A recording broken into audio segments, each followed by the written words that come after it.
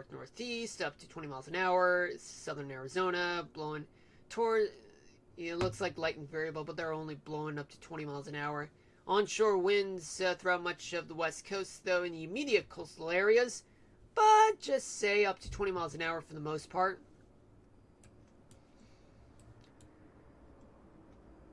Now, let's take a look at temperatures.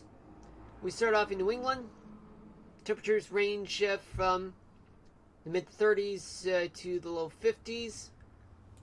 But although it turns out that it's quite warmer along the coastline, but once you get to the interior parts and the western part of New England, they get colder. And that's what I've been experiencing, folks, the whole day. In upstate New York and Pennsylvania, temperatures range from the upper 20s to the mid-30s. The greater New York City area, temperatures range from the upper 30s to mid-40s. Yeah, that's after the cold front that just swept through the megalopolis part of the Northeast. In the Mid-Atlantic, you do have temperatures... Okay, so temperatures in West Virginia, they're in the 20s to low 30s. In Virginia, it looks like temperatures range from 30 in Roanoke to 50 in West Virginia, but throughout the Delmarva Peninsula, Washington, D.C., and much of Maryland, their temperatures are in the mid-30s to low 40s, and although the cold front will be sweeping in a matter of moments for West Virginia, because temperature is at 50 degrees there, but it's quite colder once you head westward in the same state. Now let's go to the south. Let's start off in the Outer Banks. They're in the 50s because cold front hasn't swept through the coastal part of North Carolina, but the rest of the Carolinas and plus Georgia, temperatures they are in the mid-30s to mid-40s. Tennessee, their temperatures range from the upper 20s to mid-30s. Now Alabama, Mississippi, temperatures range from the mid-30s to mid-40s. In Florida, you get temperatures that range from the mid-40s to mid-50s throughout much of the state, but in South Florida, they're in the upper 50s to low 70s. Arkansas, they're in the 30s. Louisiana, 40s to low 50s. Oklahoma, temperatures range from the mid-30s to upper 40s throughout much of Oklahoma, but in the Panhandle, they're in the 50s.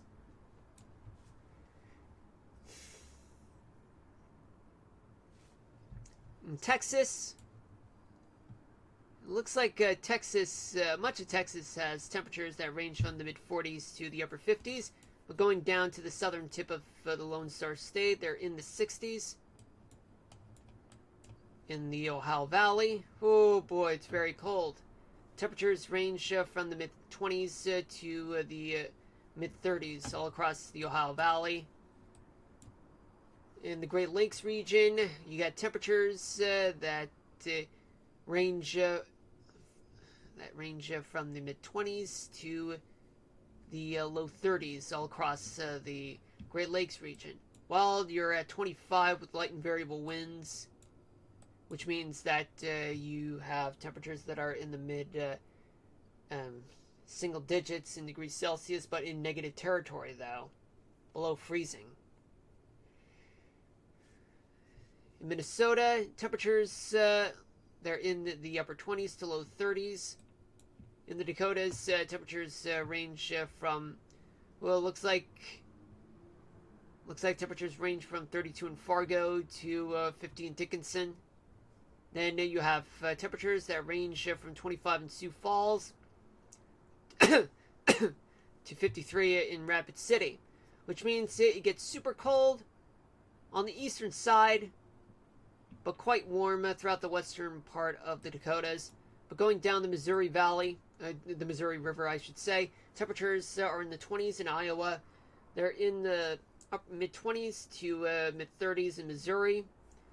Nebraska, their temperatures are in the upper 20s to mid-40s. Kansas, temperatures are in the 30s. Montana has a temperature range where they're in the 50s throughout much of the state, but in the Rockies portion of Montana, they're in the 40s. Throughout much of Idaho, temperatures are in the 40s, but in places like Boise and Twin Falls, they're in the 50s. In Wyoming, temperatures all across the state, they range from the upper 20s to mid 50s. No, upper 40s to mid 50s. I don't know why I keep saying 20s. In Colorado, we do have temperatures that range from the upper 40s to low 60s. Utah, their temperatures actually range from 43 in Logan to 70 in St. George, but much of the state they're in the upper 40s to mid 60s. Nevada, much of the state has temperatures that are in the mid 50s to mid 60s. Elsewhere, upper 60s to mid 70s. Why do I keep saying that? Much of the state of New Mexico, they're in the 50s to low 60s. In the northern half of the state of Arizona, their temperatures range from 52 in Alpine and Flagstaff to 75 in Kingman. But in southern Arizona, temperatures are in the 80s. Along the California coast, you get temperatures at 59 in Eureka. The Bay Area, they're in the 70s. 82 in LA, 70 in San Diego, 86 in Indio. The Central Valley, California, they're in the 70s. Then we go to the Pacific Northwest, where temperatures there, they range from the upper 40s to low 60s.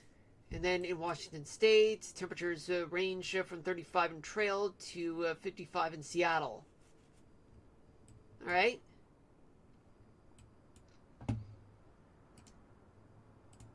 Gusts. Okay, so there are a lot of gusts throughout the Northeast, but most notably throughout places like Washington D.C., to New York, to Utica, and as well as State College in Pennsylvania, Penn State, if you guys don't know. Anyway, gusts are blowing around up to 30 to 40 miles an hour, maybe a little higher in a few places like western Massachusetts. Then you go down to the southeast where gusts are blowing at up to 30 to 50, maybe close to 60 miles an hour. In places like South Carolina, Georgia, the Smoky Mountains of North Carolina, central Tennessee, northern Alabama. But right along, just offshore from Tampa and the Panhandle, gusts are blowing around 40 to 60 miles an hour, as well as offshore from Charleston, South Carolina. Over the Great Lakes, their gusts are blowing around 40 to 60 miles an hour in some of the lakes, like Lakes Michigan, Huron, and Erie. In the Dakotas, gusts are blowing around up to 30 to 50, maybe close to 60 miles an hour there. In the Northern Rockies, from Cheyenne all the way to Glacial National Park, gusts are blowing around 40 to 60, maybe close to 70 miles an hour, just up to 50 miles an hour in gusts in northeastern Montana.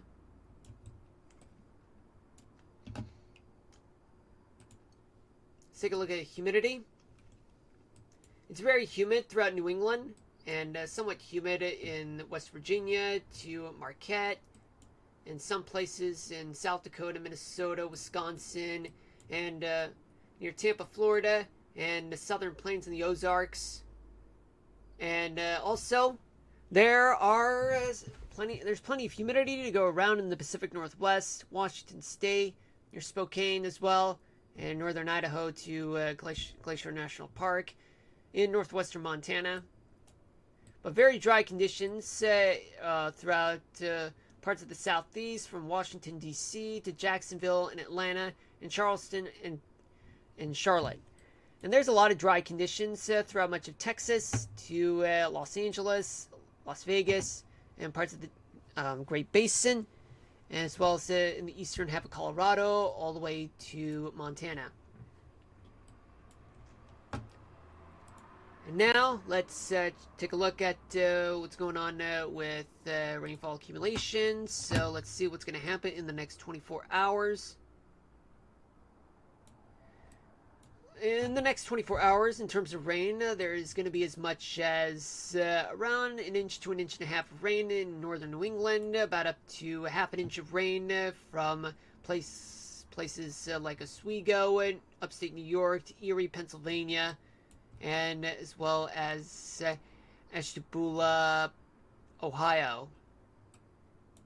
And hardly anything near Virginia Beach or Norfolk, about as much as about a tenth of an inch there. Elsewhere, not much. Now, what about in terms of snow? But there's actually plenty of snow to go around. About up to a foot to a foot and a half of snow in places like Vermont and a few parts of upstate New York, like north of Syracuse, near Oswego, Erie, and as well as Buffalo and Dunkirk. They could receive just about as much as 6 inches of snow, about to 3 inches from Lake Michigan all the way to Fort Wayne, Indiana, and as well as eastern West Virginia to the Smoky Mountains of North Carolina, Tennessee, right along somewhere between Richmond and Virginia Beach, about as much as traceable amounts of snow to 3 inches of snow as well.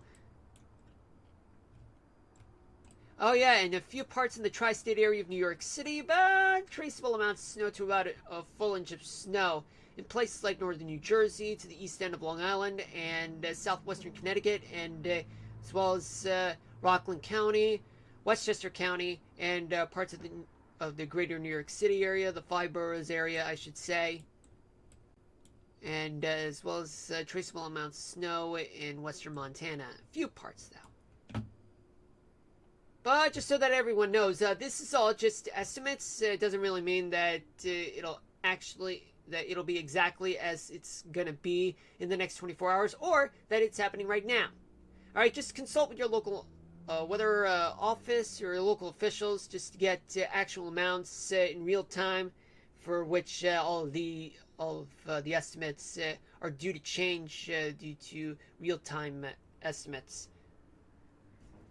Anyway, let's move on. Just need to set myself up for the 3-day forecast.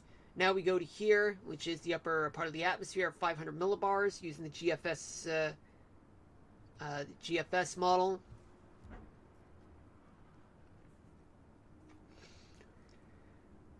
Okay, so what do we see here? We do have a very large upper level low, which is a trough just located over Ohio.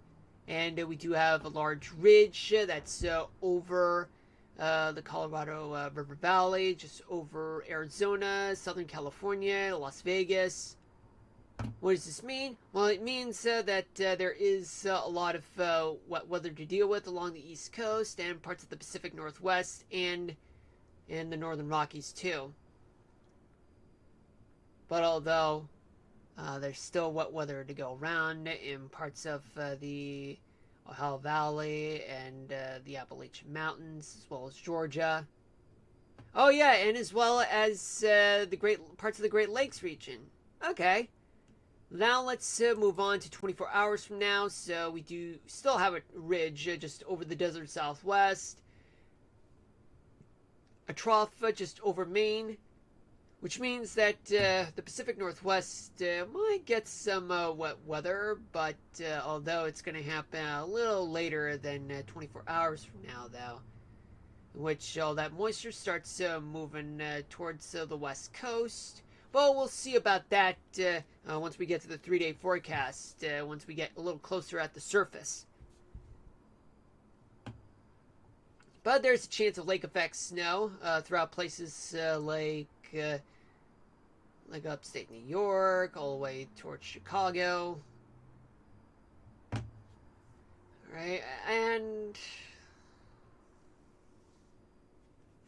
let's move on to Wednesday night. So by Wednesday night, there's going to be a ridge over the desert southwest, but slightly moving to the east. And there is a trough that's going to be north of northern New England.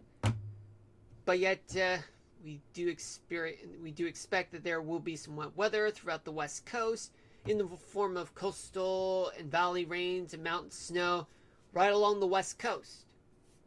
And parts of the East Coast might get some wet weather too. And a few places with some lake effect snow. But we'll see about that. Finally,